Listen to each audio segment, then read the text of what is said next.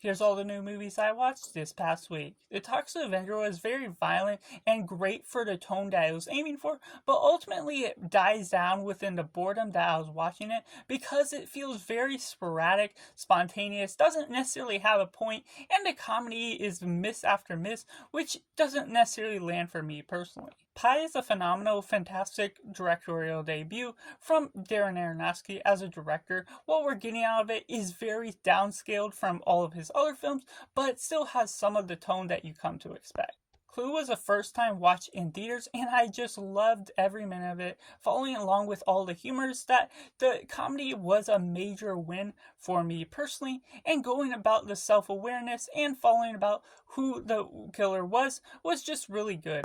Pixels seem to have major potential, but ultimately, while it does have some good battles within the middle and near its ending, it ultimately fails to succeed in making it fun, entertaining, and multiple jokes just don't ultimately land.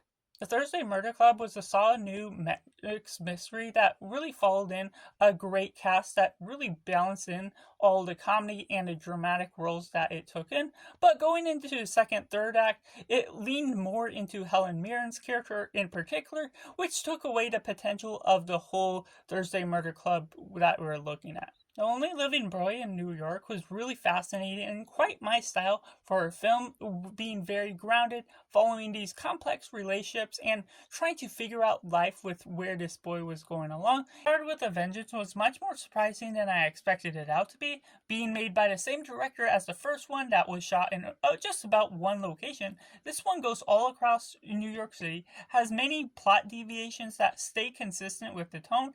The Thomas Crown Affair is another great John McTiernan film, following about with Pierce Brosnan and Rene Russo, who have great chemistry emitting from their performances, and I'm just a fan, and maybe even more of a fan of this one than what we got out of the original Thomas Crown Affair. Hush was a great horror movie that locked you in one location throughout the whole ride, and following about this character that's mute and deaf just made it all that much more interesting, following about all the character depth and what you're getting out of the villain just as well. Icarus still stands to be one of the best foreign films ever made, just having a lot to say and feeling very grounded all the same. The Toxic Avenger remake was much more my style, following about the comedy that hit every beat along the way and being fun and energetic in a way that the other didn't.